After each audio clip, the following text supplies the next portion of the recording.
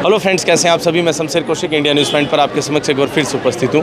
आप जैसा कि पीछे देख पा रहे होंगे कि यहां पर अभी चुनावी जनसभा हुई है और ये चुनावी जनसभा जो है वो प्रशांत दादा ठाकुर की पनवेल यानी नवी मुंबई महाराष्ट्र के अंदर ये आप देख रहे हैं। और जैसा कि आप जानते हैं कि अभी हाल फिलहाल हरियाणा के अंदर चुनाव हुए और साथ में जम्मू कश्मीर में भी हुए, अब महाराष्ट्र में भी चुनाव है।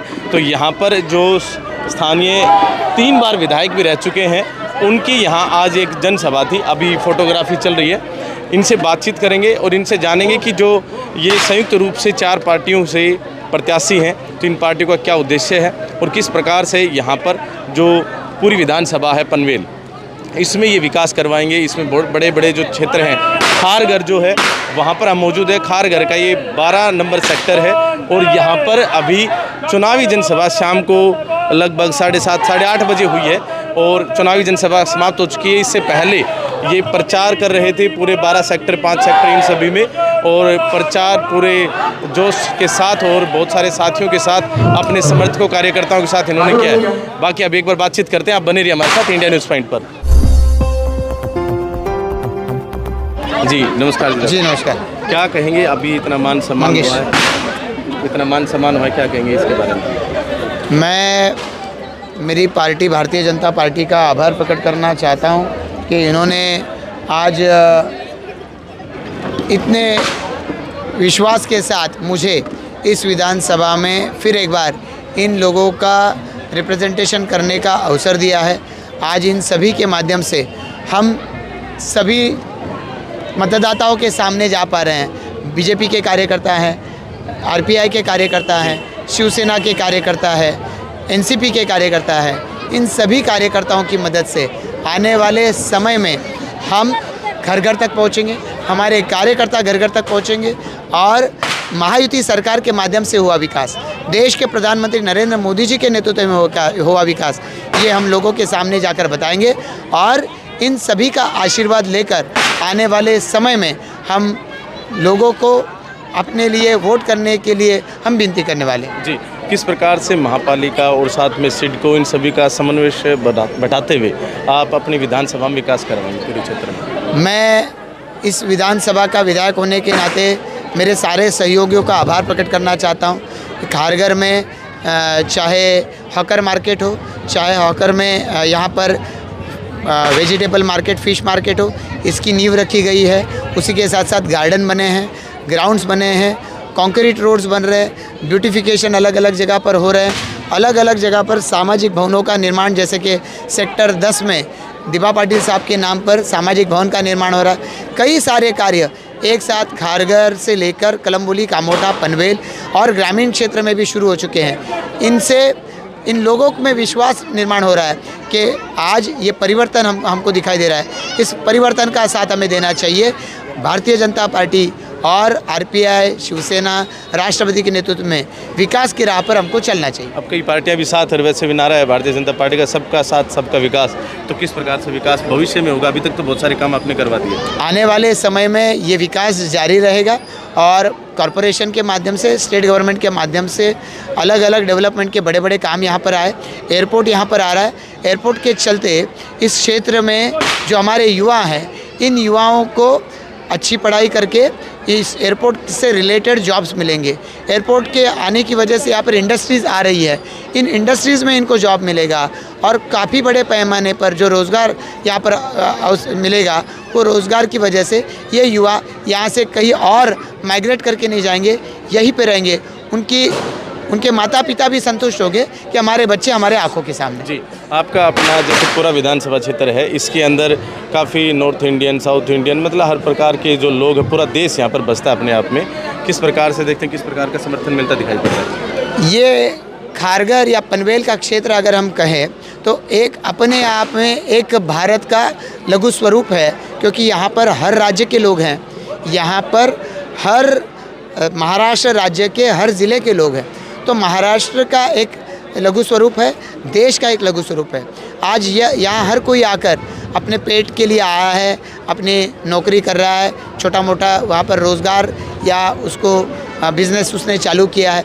तो इन सब लोगों को यहाँ पर अवसर मिला है और देश के प्रधानमंत्री कहते हैं सबका साथ सबका विकास, इन सभी लोगों का विकास हो, सभी लोगों को ये पनवेल अपना लगे, इसके लिए मैं काम कर रहा हूँ। और मुझे पूरा विश्वास है आने वाले समय में देश के प्रधानमंत्री अभी 14 नवंबर को यहाँ पर आ रहे हैं, खारघर में उनकी सभा होगी, तो इसके माध्यम से काफ़ी ताकत यहाँ के हमारे कार्यकर्ताओं को मिलेगी।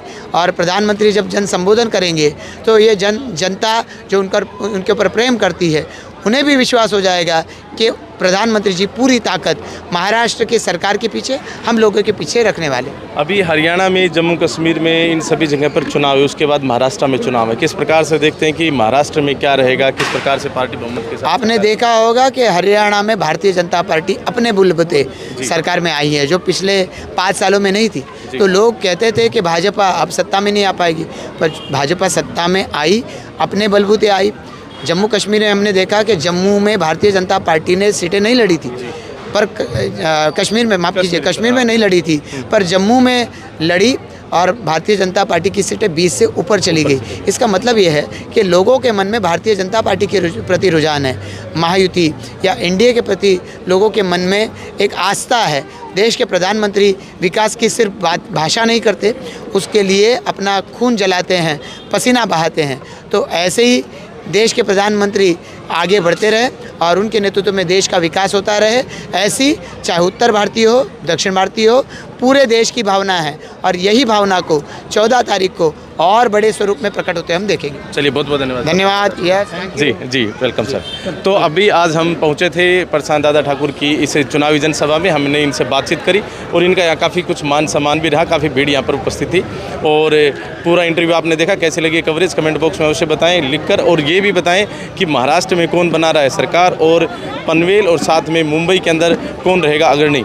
बाकी प्रशांत दादा ठाकुर के साथ हम और बातचीत भी करते रहेंगे। आप बने रहिए हमारे साथ इंडिया न्यूज़ पॉइंट पर। बहुत बहुत धन्यवाद। जय हिंद, जय भारत। आपका आशीर्वाद लेने आए हैं, क्योंकि आगे यही सेवा जो आमदार साहब ने अब तक की है वो यही जारी रहेगी। फिलहाल आमदार साहब गणपति बप्पा के दर्शन ले रहे हैं। सम्मानीय आमदार प्रशांत ठाकुर साहब ने गणपति बप्पा के दर्शन लिए हैं और हम सबका आशीर्वाद लेने यहाँ पर आए हैं। मैं सभी से विनती करूंगा कि आप सब लोग हमारे रहवासी आमदार प्रशांत ठाकुर साहब को आशीर्वाद दें और आने वाले चुनाव में बहुत ही बड़ी बढ़ोतरी के साथ वो जरूर जीतेंगे। सम्मानीय आमदार प्रशांत ठाकुर साहब यहाँ पे आए हैं। इसी के साथ साथ हमारे महायुति भाजपा शिवसेना राष्ट्रवादी युति के सभी पदाधिकारी यहाँ मौजूद हैं। सम्मानीय आमदार प्रशांत ठाकुर साहब आपके बीच में आए हैं, आपका आशीर्वाद लेने आए हैं। तो मैं आप लोगों से विनती करता हूँ कि अपने आमदार प्रशांत ठाकुर साहब को आशीर्वाद जरूर दें। सम्मानीय आमदार प्रशांत ठाकुर साहब आपके बीच में आपका आशीर्वाद लेने आए हैं। बोलो भारत माता की। महायुतीचा शिवसेना राष्ट्रवादी आरपीआय भाजपा युतीचा प्रशांत दादा आगे बढ़ो, प्रशांत दादा आगे बढ़ो, प्रशांत दादा आगे बढ़ो। आपल्या खारघरच्या विकासाचा चेहरा, आपलं बहुमूल्य मत द्यायचं आहे।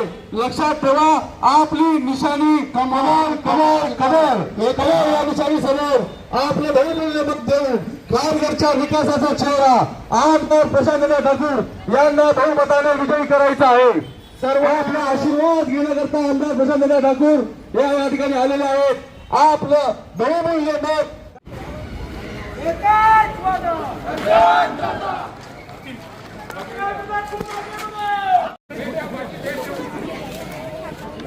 रावडे